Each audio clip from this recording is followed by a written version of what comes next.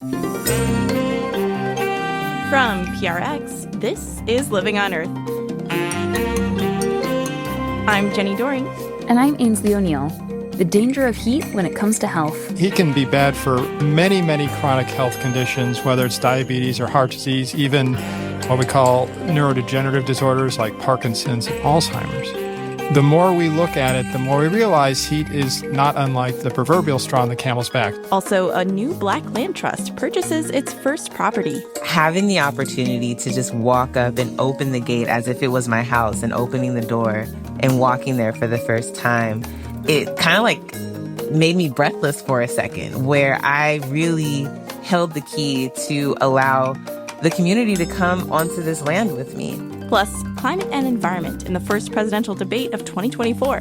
That and more this week on Living on Earth. Stick around. From PRX and the Jennifer and Ted Stanley Studios at the University of Massachusetts, Boston, this is Living on Earth. I'm Ainsley O'Neill. And I'm Jenny Doring. On June 27th, President Joe Biden and former President Donald Trump met on the debate stage in CNN's studios in Atlanta. Trump had a pretty slick demeanor, but much of what he said was pretty far from the truth. And Democrats have been agonizing over Biden's poor performance, whether it be due to a lack of energy, his speech impediment, or a cold, as his campaign says. And Jenny, I think it goes without saying that environment and climate were only minimally mentioned, but there was one climate question from moderator Dana Bash to former President Trump. Another persistent challenge is the climate crisis. 2023 was the hottest year in recorded history, and communities across the country are confronting the devastating effects of extreme heat, intensifying wildfires, stronger hurricanes, and rising sea levels. Former President Trump, you've vowed to end your opponent's climate initiatives, but will you take any action as president to slow the climate crisis? Well, let me just go back to what he said about the police. But as you can hear, he initially dodges the question. Yeah, that was a theme for former President Trump in this debate. I stopped counting how many times he brought it back to blaming immigrants for crime and just about everything. And that's where he eventually wound up in his answer after saying nothing about climate. So Dana Bash tried again. 38 seconds left. President Trump, will you take any action as president to slow the climate crisis? So I want absolutely immaculate clean water, and I want absolutely clean air, and we had it. We had H2O. We had the best numbers ever, and we were using all forms of energy, all forms, everything. And yet, during my 4 years, I had the best environmental numbers ever. And my top environmental people gave me that statistic just before I walked on the stage, actually. Besides clean air and clean water, I would like a clear statistic. Jenny, what do you think he meant by best environmental numbers ever? Good question. If he's referring to greenhouse gas emissions and air pollution levels, the COVID pandemic did clear up the air during the Trump presidency because the world shut down. Right. And during his presidency, Trump rolled back more than 100 environmental regulations, including many protecting clean air and water. I also feel the need to mention that those issues aren't at all the same as the climate crisis. President Biden responded by touting the 2022 Inflation Reduction Act he signed, which invested around $370 billion in climate and energy programs. I don't know where the hell he's been. The idea that anything he said is true. I've passed the most extensive climate change legislation in history. And Biden went on. We're in a situation where the idea that he is claiming to have done something that had the cleanest water, he hadn't done a damn thing for the environment.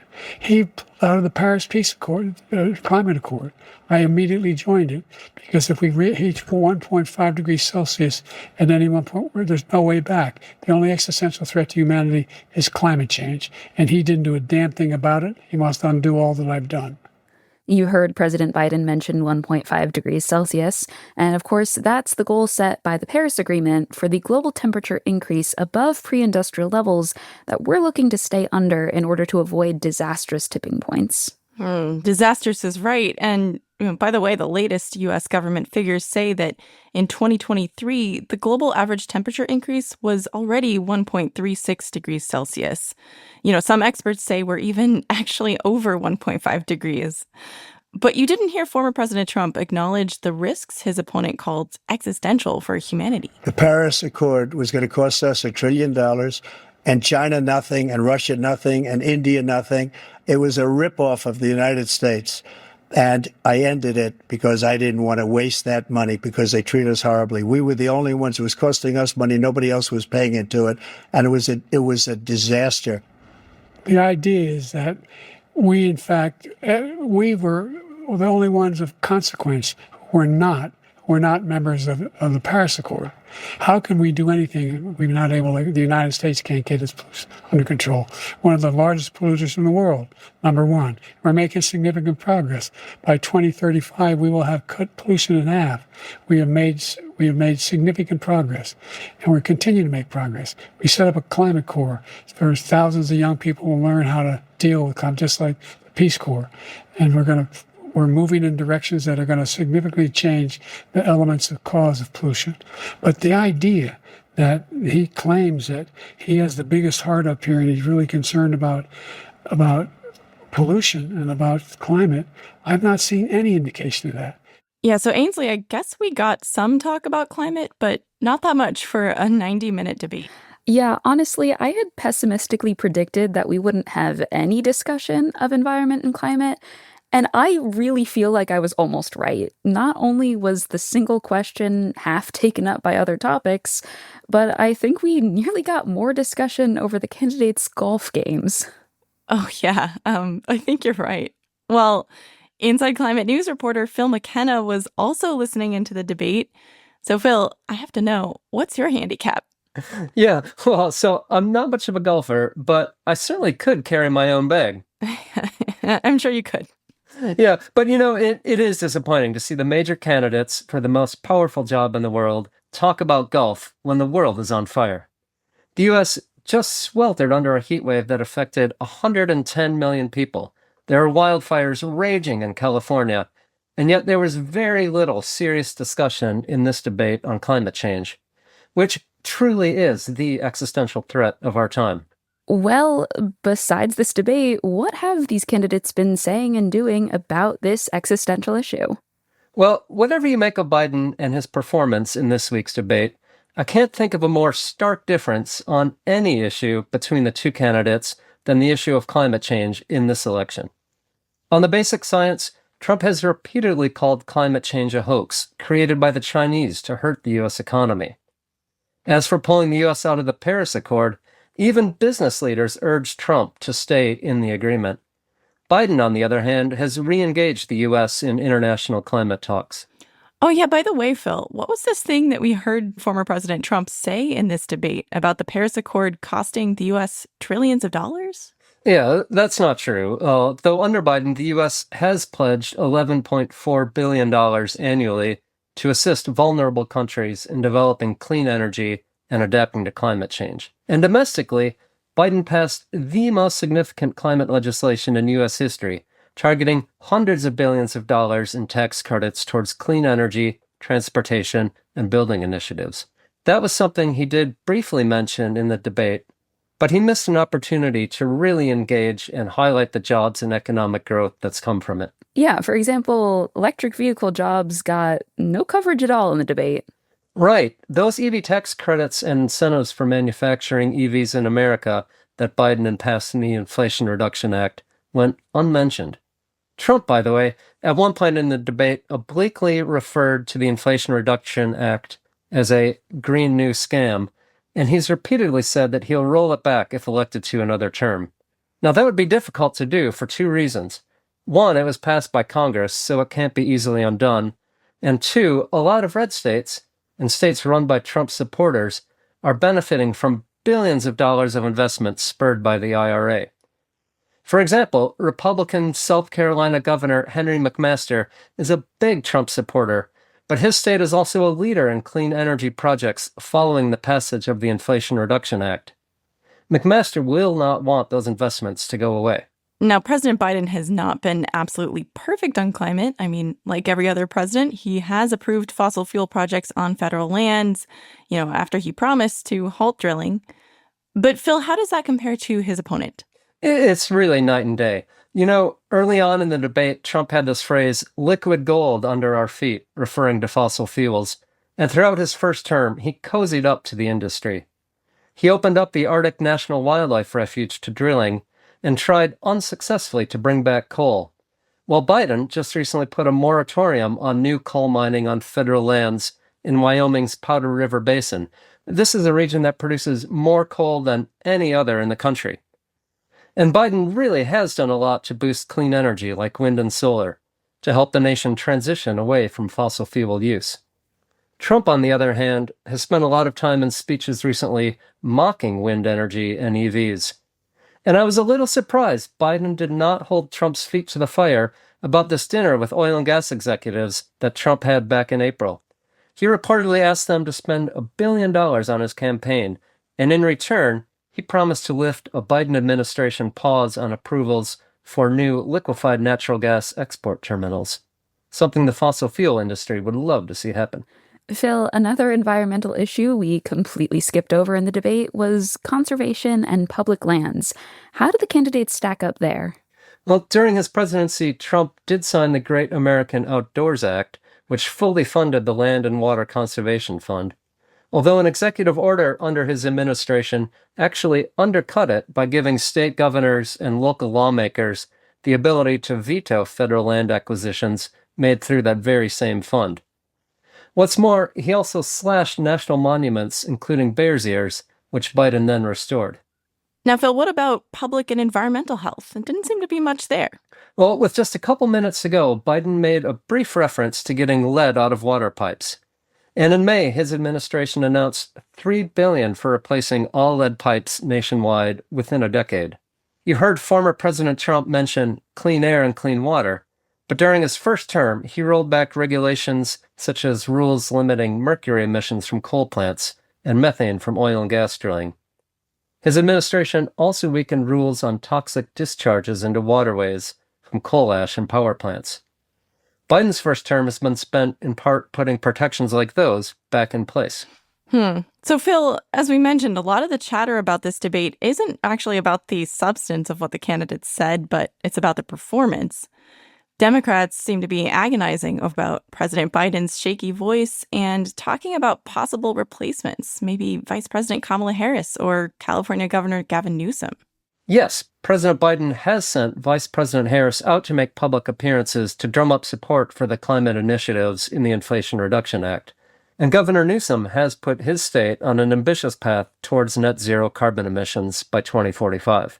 But there are huge questions about how replacing the presumptive Democratic nominee this late in the election season would go. You've got that right. Thanks, Phil. Phil McKenna is a reporter with our media partner Inside Climate News. I'm sure we'll talk soon.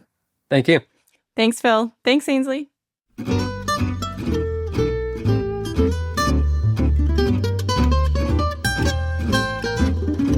The outcome of the 2024 U.S. presidential election could profoundly shape the future of the climate and environment, both at home and around the globe. And there are important down-ballot races and ballot measures, too. Here at Living on Earth, we are working hard to give you the stories and information you need to make your decisions on Election Day. So, what issues are you most interested in having us cover? Let us know by sending us a written or audio message at comments@loe.org. You can use the Voice Memos app on the iPhone, the Voice Recorder app on an Android device, or any similar app to record your message and then email it. And we might just include your voice on air. Just be sure to give us a daytime phone number to reach you so we can verify your submission. So email us at comments@loe.org.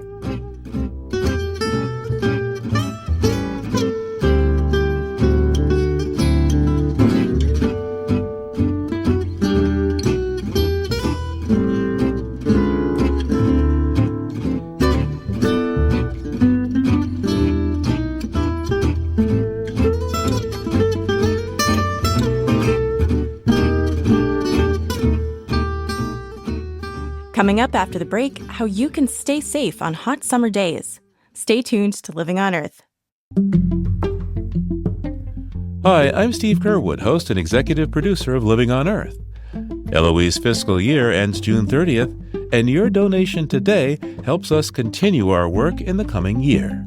Every week, Living on Earth brings you the environmental news you rely on via your local public radio station, on this podcast, and in our weekly newsletter. With your support, we will continue to provide the stories that matter most to you and to the planet. From climate change to pollution to the latest advances in renewable energy technology, we give you the paywall-free, in-depth stories you need to stay informed about the people and organizations working to protect our world every day.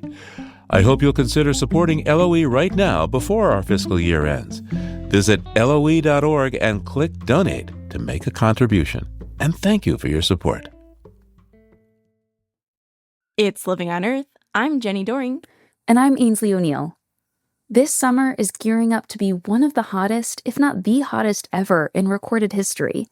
And with people already perishing in extreme heat, we all need to prepare ourselves and our communities for the scorching months and years ahead. Keeping us safe in this increasingly hot and dangerous world is one of the key concerns of Dr. Ari Bernstein. He's the director of the National Center for Environmental Health and the Agency for Toxic Substances and Disease Registry at the CDC, and he joins us now. Welcome back to Living on Earth, Dr. Bernstein. Great to be with you, Ainsley. Now, this recent heat wave has been affecting approximately 100 million people across 27 states. How would you link such an extreme event to climate change? Well, anyone who's been living in the same part of the country for a couple decades will tell you it's getting hotter. I mean, we've gotten to the point where warming is evident in communities around the country. One way to think about it is there's always variation in temperature from year to year. We had an El Nino that made things particularly warm. Last summer, it's contributing probably a bit, although it's reversing now. But you can sort of think of a person dribbling a basketball, and the basketball going up and down is sort of the variability we see in weather from year to year. But we're now dribbling up an incline, and that's the warming of the planet as a whole. And so whatever low temperature years on average we have are now at a higher baseline, and the higher temperatures, as we can so clearly see, are beyond what anyone is used to in the places that people have been living for a while.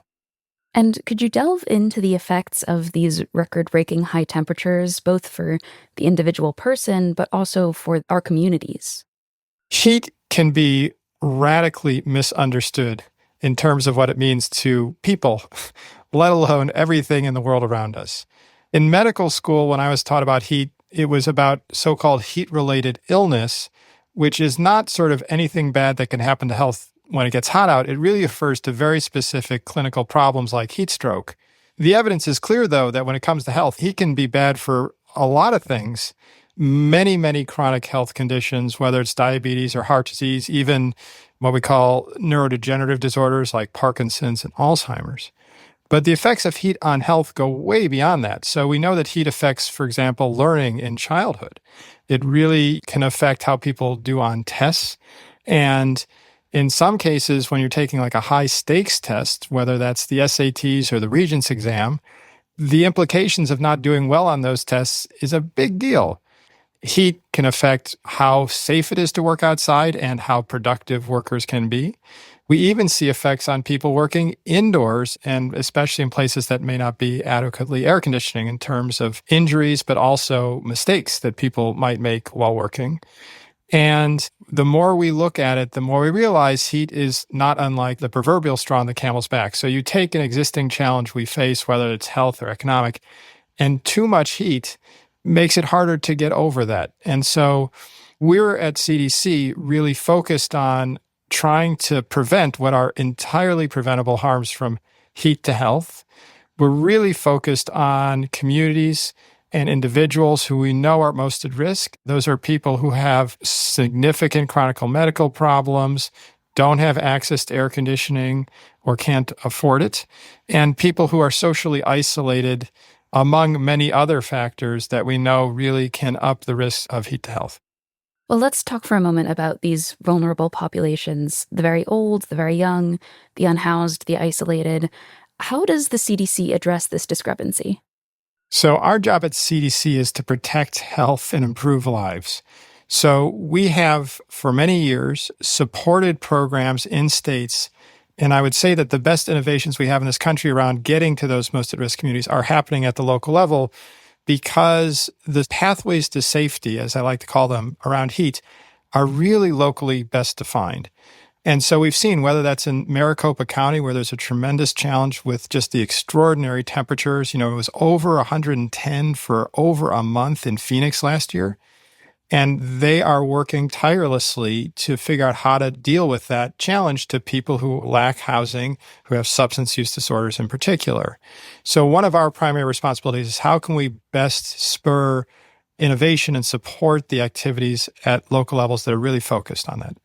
We also released on Earth Day this year the first of its kind health-based heat forecast. This is transformative because up until now, the heads up we got about heat were the National Weather Service's heat alerts and heat warnings. Those were based on percentiles of temperature in specific parts of the country, but they weren't tied to health outcomes. They also tended to be given relatively close to when the heat event started, so maybe 2-3 days. The new tool, which we call heat risk, is able to give a 7-day forecast that is health-based, meaning when you go up an increment on the scale, and there are 4 levels, there's green, yellow, orange, magenta. As you go up one level in that, it specifically means in that county that there has been observed increase in health effects from that increment. So it does 2 things right away. One is it gives you more lead time, right? So you now have got more time to think ahead and plan. And the second is it enables individuals and communities to really think carefully about, hey, many folks in our community are going to be totally fine on a yellow day. It's nice to know that it might be hotter than usual, that there is some actual health effect here, but most people are okay. There may be some people who are not, though. And we can start sort of targeting interventions in those at-risk communities on those days. So too with orange. Pretty much everybody's going to start having trouble with too much heat exposure on a red day, and magenta days, as we saw in this country in the past weeks, are really dangerous for pretty much everybody. And so that incremental piece is critical because we also know from evidence that the heat alerts that are given by the National Weather Service are given at temperatures well above those that we know a large share of those people most at risk are already getting sick below those temperatures. So I think the heat risk tool, which you can find at cdc.gov/heat risk, is a huge step forward to enabling the interventions that I mentioned at the local level that are really innovating ways to find pathways to safely. And what are sort of the individual steps that someone should take when it comes to dealing with the heat? Is it simply hoping you can find a nice air-conditioned space and a cool glass of lemonade? What does someone do in that situation? So we have a mantra: stay cool, stay hydrated, know the symptoms. So staying cool could mean anything from using a fan, and fans can be remarkably effective. We know that if things are getting super hot, they can be counterproductive.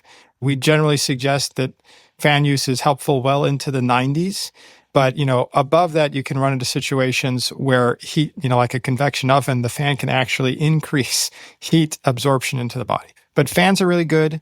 Shady spots in parks can be immensely cooler. And of course, even going, if you're in a multi-story building, down a few levels, to a neighbor's place can be cooler too.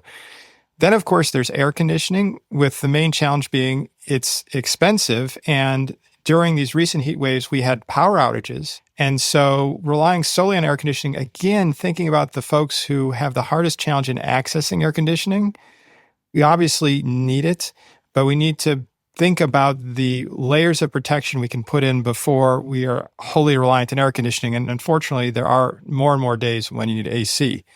So that's the stay cool piece. And in our work, we're really focused on what works for that individual. That could be AC, it could be that shady place in a park, and whatever is going to be accessible and effective. Stay hydrated. Drink water, first and foremost. There are a lot of beverages that people tend to pound that may not be so helpful. Caffeinated beverages, sugar-sweetened beverages, alcohol may all promote dehydration. So we tend to advise going for water. People with kidney disease or heart disease may need to be more careful because their bodies are more fluid sensitive, and that's really important for them to discuss with their providers, which again is a key part of our guidance that we have given that ties into heat risk. So we have specific guidance for people with, for example, cardiovascular disease that tries to get people to have proactive conversations with providers saying, hey, it's super hot out. What should I be thinking about with hydration? We know that our bodies can tell us when we're well hydrated. Our mouths are wet inside. Our urine is clear, if not maybe a little bit yellow. If it gets dark yellow, it's body's telling us we're not as well hydrated. And then know the symptoms is critical as a sort of third piece of the mantra, because if you think you're staying cool and you're trying to stay hydrated, but your body's telling you things, you need to listen. And depending upon who you are, those may appear differently. For people with chronic conditions like diabetes, when you get dehydrated or overheated, your blood sugar is not going to be well controlled. It's going to be harder to control. People with heart disease may start experience the symptoms of their heart disease. And though those are symptoms for certain diseases, a lot of people independent of that who are otherwise healthy, they may feel nauseous, they may get headaches, their skin may get really warm, red, may start having a lot of sweat or even no sweat. There are common symptoms of your body getting overheated. And those are important because that's when you need to take a step back and saying, if possible, and one of the things we clearly recognize is that not everyone can get themselves to safety with heat. But to the extent possible, that's the time you need to try and take a break, go someplace, cool off, even for an hour or two can make a huge difference in terms of risk. And so knowing the symptoms is really a critical third part of that mantra. Well, climate change-linked extreme heat is only going to get more intense in coming decades. And on top of high temperatures, there's also ties to other climate disruption like forest fires or deteriorating air quality, flooding even in some parts of the United States. So how do you sort of approach a full perspective on that? We are aware of concurrent health challenges from extreme events like heat and fires or heat and floods. We've already seen heat and floods in Florida this year. Last summer, we had heat and wildfire smoke across huge parts of the country. So we see the reality that is these events are happening at the same time. And our guidance is picking up on that. So if you go to our dashboard on heat, cdc.gov/heat risk, on the front page, we have the heat risk forecast. We also have the air quality index, because many of the low-cost, easy wins around heat, whether that's opening windows or other measures, may not be the best choice if there is a lot of air pollution, especially for conditions that are really sensitive to that, like asthma or heart disease. So we are moving into an integrated approach to these risks, and we have already a tremendous amount of resources around flooding, and we're integrating that with heat because we see these things concurrently, and the recommendations may be different. In flooding situations, one of the two most common challenges are no power and no water. Well, the traditional heat response requires air conditioning and cooling off by taking a cool shower. Well, if you don't have water and you don't have electricity, those two things may be hard to do. And so we need to think differently about how to keep people cool in the event that you're dealing with flood and heat concurrently as one example, and similar considerations for heat and wildfire smoke, which is another relatively common concurrent event. And so we're really focused on working again with communities around the country to figure out how we can do better in preventing what is wholly preventable harm from heat. I am certainly committed to that in our work at CDC, and I know our partners in states around the country are as well. Dr. Ari Bernstein is the director of CDC's National Center for Environmental Health and the Agency for Toxic Substances and Disease Registry. Dr. Bernstein, thank you so much for taking the time with me today. Great to be with you.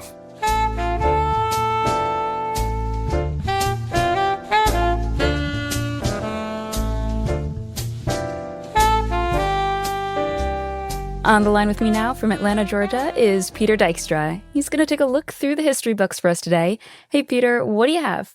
Hi, Ainsley. The first piece is some good news from a very big and important place. It goes back almost a quarter of a century. On July 1st, 2000, China banned the manufacture and use of leaded gasoline. Evidence from around the world showed the linking of burning of leaded gasoline caused brain damage and declining IQ levels, particularly in children. Childhood lead pollution is still a problem in China, so it's hard to gauge exactly how much this leaded fuel ban has helped because there are so many other industrial sites in China that still use lead, but either way, it's good news that they've been off leaded gasoline for 24 years. And in the US, I think we started a ban on leaded gasoline in the 70s or so, right, Peter?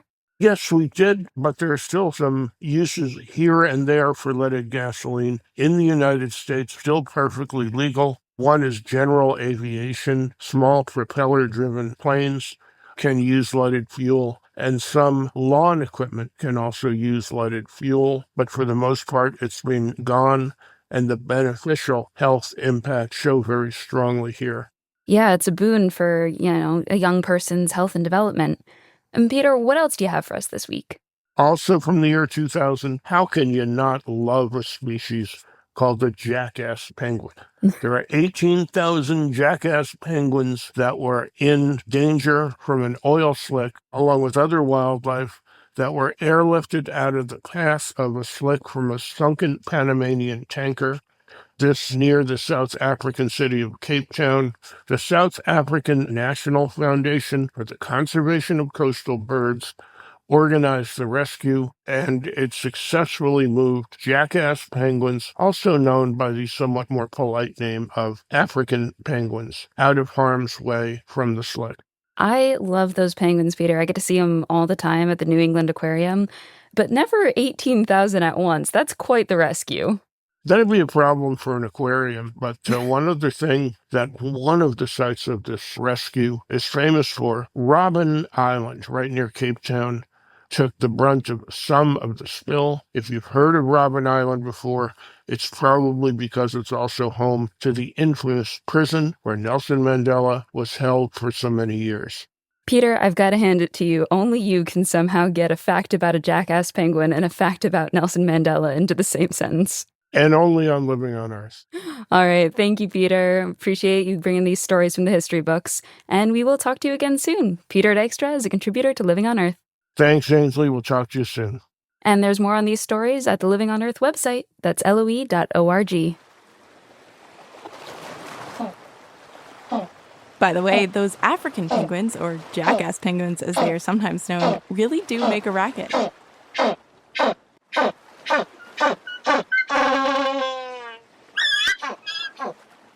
Hence the nickname, since they sound almost like a braying donkey or jackass.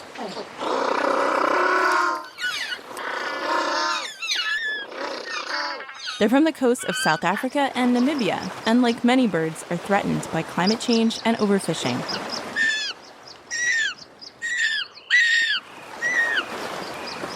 So breeding programs at zoos and aquariums are helping boost their numbers. In fact, 4 chicks hatched at the New England Aquarium this spring and have been cared for by staff behind the scenes. 2 of them, named Bunker and Althea, recently joined the African penguin colony out on display. The other 2 hatched a little later, but should be named and out on exhibit soon. These little fluffs really are adorable, and you'll just have to visit the Living on Earth website at LOE.org to see photos. Coming up, a black-led land trust is connecting people of color with the mountains of California. That's just ahead on Living on Earth. Support for Living on Earth comes from Sailors for the Sea and Oceana, helping boaters race clean, sail green, and protect the seas they love. More information at sailorsforthesea.org. Here at Living on Earth, we work hard each and every week to bring you the most relevant and compelling environmental news. As a nonprofit organization, we count on you to help. Listener support is key to sustaining the environmental news gathering and reporting that you rely on. Please consider doing your part to support Living on Earth.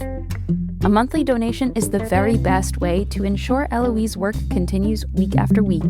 To make your pledge of support, go to LOE.org and click Donate. And thank you for helping to keep LOE's nonprofit environmental media going strong. It's Living on Earth. I'm Ainsley O'Neill. And I'm Jenny Doring. Green spaces tend to be harder to come by in communities of color, one of the many consequences of redlining, the racist practice of denying mortgages to Black families. And Black and brown people often feel unsafe and unwelcome in wilderness and park areas dominated by white recreators. In a 2020 incident that went viral, a white woman called the police on a Black man who was birding in Central Park in New York City, sparking awareness about racism in outdoor spaces. Now, the first Black land trust in California, the 40 Acre Conservation League, is trying to right these wrongs. With $3 million in funding from the State Wildlife Conservation Board and Sierra Nevada Conservancy, the nonprofit recently purchased its first piece of land, 650 acres bordering the Tahoe National Forest in Northern California. Jade Stevens is the president of the 40 Acre Conservation League, and she joined Living on Earth host Steve Curwood. So, before we talk about the project, let's talk a little bit about you and your own experiences. Tell me something that inspired you to start the 40 Acre Conservation League. You know, I've always been in love with the outdoors. I have really great experiences as young as, I don't know, middle school or even elementary school as a Girl Scout, where I was able to do camping trips with my friends, hanging out on the beach, learning how to surf. And fast forward to now as an adult, my experience, similar to many, around 2020 during the pandemic, I found new activities to get me outside and just clear my head, and that was really cycling. And so being able to ride around some of the familiar trails and routes throughout California, I rode along PCH all the way to San Diego. I've gone up north to Santa Barbara and even rode around Northern California. And I realized that I didn't really see a lot of Black women like me cycling, and thought that if people were to join me and to see what I saw, they would really enjoy being outside. And so this ongoing love that I've had for the outdoors has been something that I wanted to share with others. And so that is one of the things that really led me to starting the 40 Acre Conservation League. So, talk to me about your experience and your concern as a Black woman about what it's like to be outdoors and how other Black people, other Black women, other people of color have some trepidation about being outdoors. Yeah, as much as I love cycling and where it's taken me, I've definitely ended up in areas where I didn't feel exactly welcomed or safe. And one thing as a cyclist that we all have to remember is when you're on your bike, you're really on your own, right? You have your phone to call someone, but there are certain areas where there just isn't a strong connection. And so I've definitely been in areas within the mountain where there was really no one there but me. And, you know, thinking about who can I call on, who would, you know, be willing to open their door, right? If I were to end up in a flat or if I actually injured myself. And I do remember a personal experience riding through the Trump caravans and being blocked off from getting through the road because they didn't want us throwing off their rally, right? I will say that I definitely felt uncomfortable just kind of hearing people say like, we don't want you here or get out of the way. I think that was a wake-up call for me. And so those are experiences that could have turned out more dangerous, but it only takes one story, one experience to really deter others from wanting to try those things out. And I encourage people to be aware of those things, but I hope that through the work that we're doing, they'll still feel comfortable to do it together with people that look like them. Let's talk a little bit about the history behind the name that you've picked, the 40 Acre Conservation League. Of course, famously, during the Civil War, General Sherman, as he was marching through, had many Black people attached to his column because if you joined up with the Union Army, you were free if you were a slave. And finally, I think he turned around and said, look, you don't have to stick with me. We'll get you 40 acres and a mule. Of course, as we know, that never really happened for most, or certainly a whole lot of Black people. How does General Sherman's promise, the failure to meet that promise, connect with your organization's present mission? Right. Yeah. 40 Acre Conservation League was inspired by that unfulfilled promise of 40 acres and a mule. And, you know, the damage from that moment, right, has been equivalent to almost $326 billion in Black land loss. From that moment of an unfulfilled promise of getting land, the Black community has really suffered from that. And so rather than dwell on something that was promised to us, the idea of the 40 Acre Conservation League was really meant to inspire a new way of thinking about it. And so we know that land ownership is one of the key factors that really pushes generational wealth. And so with that, we thought if we were able to acquire land and really remove that as being a, you know, true barrier from achieving economic success, we would want to do that to really help think about how we can change that outcome of the unfulfilled promise. And we're really focused on finding ways to use this as a catalyst to get more people into the conservation space and really the outdoor industry and really tap into the opportunities that lay there. And now you've purchased your first piece of land in California with funding from organizations like the Wildlife Conservation Board, the Sierra Nevada Conservancy. So for a moment, take me with your words to this land. Where is it exactly and what does it look like? Right. So this land is located in an area called Immigrant Gap. It is the midway point between Sacramento and Lake Tahoe. And the first thing you would see when you get to the property is Lake Putt. It is a 30-acre lake that is beautiful and is really one of my favorite places to kind of sit down and reflect. Outside of the lake, there is miles of trails that you can walk and explore around the different mountainscapes and trees. And if you're feeling like taking a hike, there's a creek that you can follow from the lake that goes for a couple more miles deeper into the property.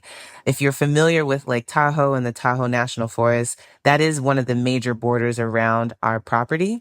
And it's really just a beautiful place. But I have to ask you this.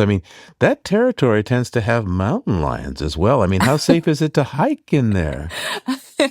No, you're right. There's definitely mountain lions there. I remember the first time I went there, I did see a couple footprints from what I'm sure were mountain lions. But in addition to that, there are deer, bumblebees, butterflies. So, yes, you are in their home. And I understand that that might be a little concerning for those that are just dying to visit the property. But I do think with proper education and just increasing everyone's eco-literacy, they'll have a better understanding on how we can both enjoy the property without any sense of risk. So what's your vision for this land moving forward, Jade? How do you plan to bring the 40-Acre Conservation League's mission to life there next to the Tahoe National Forest? Right. So the work that we do, our mission and vision is to achieve an outdoor for all, where everyone can feel safe and welcomed to nature. And we see this happening in three ways, which is really the pillar of our work through economic justice, environmental justice, and recreational justice. So starting with recreational justice, this is really something that we believe is possible for everyone. We want people to be able to enjoy the outdoors in a way that is accommodating and safe and publicly accessible to everyone. If we can achieve that, then we're increasing the connection and appreciation for the outdoors, which helps us to achieve the second pillar, which is environmental justice, helping people understand the importance of conserving land and why it's so important to protect this. And then once people appreciate how important it is to enjoy it, for those that have entrepreneurial views, that helps us hit our third pillar, which is economic justice. That outdoor economy is $97 billion, but it is not diverse. The number of registered foresters, ecologists, scientists is less than 1% across the board when we're talking about people of color. And so being able to not only enjoy it and understand how to protect it, but finding a way to really benefit from it as an entrepreneur is something that we believe can all exist in the conservation space. And that is the vision that we have with all of the land we acquire. So the richness of the land, from the land, and what about for the land? How do you plan to make sure that the ecology of this place stays intact? It doesn't perhaps get loved to death, which can happen in some public spaces. Right. Yeah, I think we rely not only on the work that we're doing right now with the land, but relying on our partners to increase eco-literacy and have more educational programming for the everyday person to understand what it means to conserve land. And so 650 acres is a huge space, and there will be certain areas that people will be able to recreate at, but most of it will be left untouched, right? There's a balance between having areas that are designated for camping, fishing, hiking, while also having other areas that are protected based on the habitat that's there.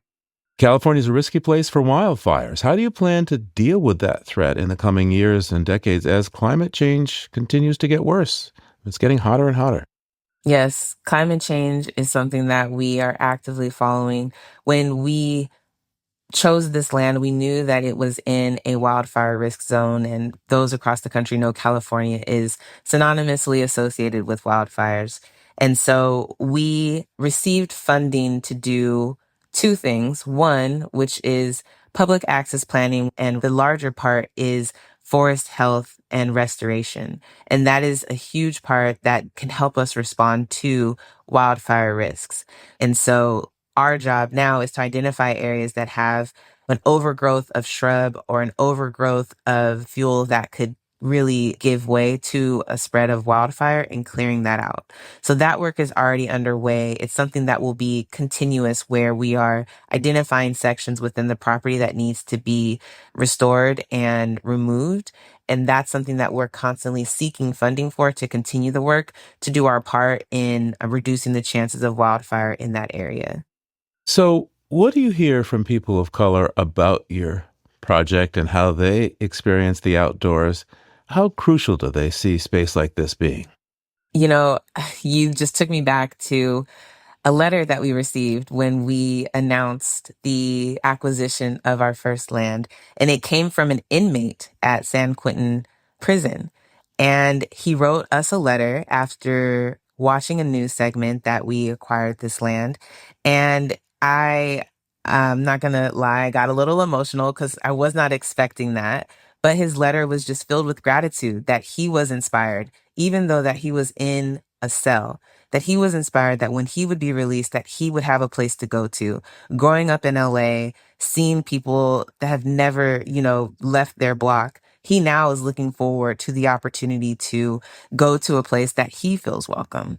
And so there's so many opinions, and I've said them myself, not feeling comfortable. Are there mountain lions there? But then on the other side, we're hearing such great feedback from more people saying that because we saw you there, I can't wait to go on the first tour.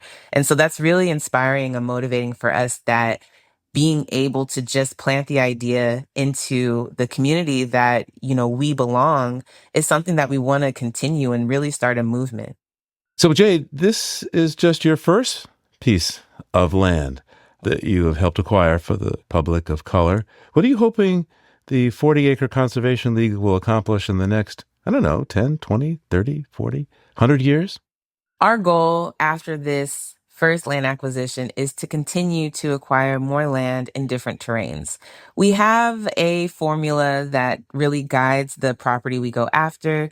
And because we are really trying to connect the community to the outdoors, we tend to look for land that is between 100 or 150 miles away from an urban area. So Sacramento is a good example. Immigrant Gap is about 70 miles from the city. And so we are actively looking for other land opportunities in the Bay Area, near Los Angeles, near San Diego, and since you said 10, 20, 30 years, eventually across the country. And knowing that different terrains, from the forest to the beach, even to the desert, are different experiences that people are ready to explore. And so that is something that we hope to continue doing as we continue on this work.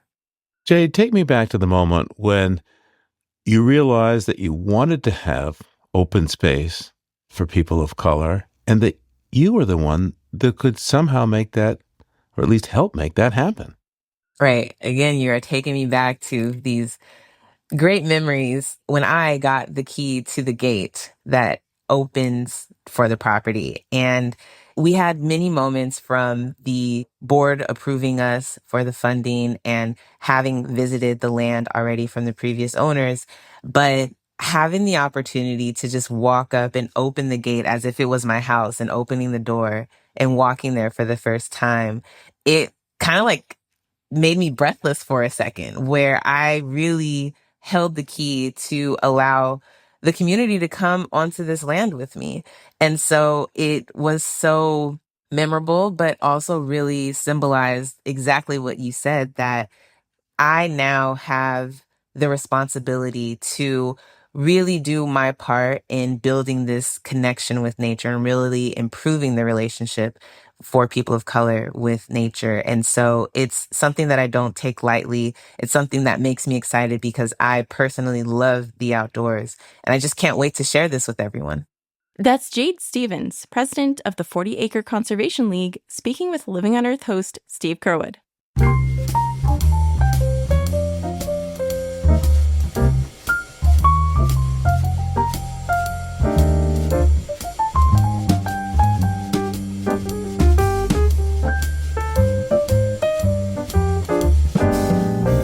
Next week on Living on Earth, how the cosmos profoundly shapes our understanding of science and marks special moments in our lives. Many, many years ago, on a dark night in my native Switzerland, which is a landlocked country which at that time still enjoyed some quite dark skies, I had a date, and my date and I were out for an evening at the theater, and then we were walking back home, and then we both happened to look up at the sky at a very special moment where something really special and quite magical happened. It was a meteor passing by, a shooting star, if you like, which appeared to be the perfect romantic moment that sparked, well, something that was in the air but hadn't quite catalyzed yet.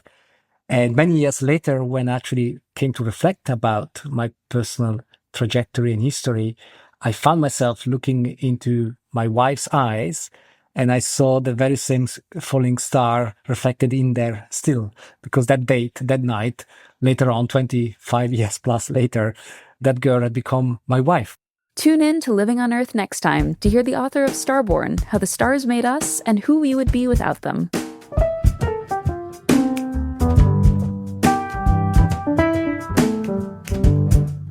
Living on Earth is produced by the World Media Foundation. Our crew includes Naomi Ehrenberg, Shanze Asif, Paloma Beltran, Josh Kroom, Karen Elterman, Swayam Gagneja, Summer Heyman, Mark Kausch, Mark Sethlender, Don Lyman, Nana Mohammed, Sophia Pandalidis, Jake Rigo, Andrew Scarrett, Elle Wilson, and Yolanda Omari. Tom Tiger engineered our show. Allison Learstein composed our themes. You can hear us anytime at LOE.org, Apple Podcasts, and YouTube Music. And like us, please, on our Facebook page, Living on Earth. We tweet from @LivingOnEarth, and you can find us on Instagram @LivingOnEarthRadio. And you can write to us at comments@LOE.org. Steve Curwood is our executive producer. I'm Jenny Doring. And I'm Ainsley O'Neill. Thanks for listening.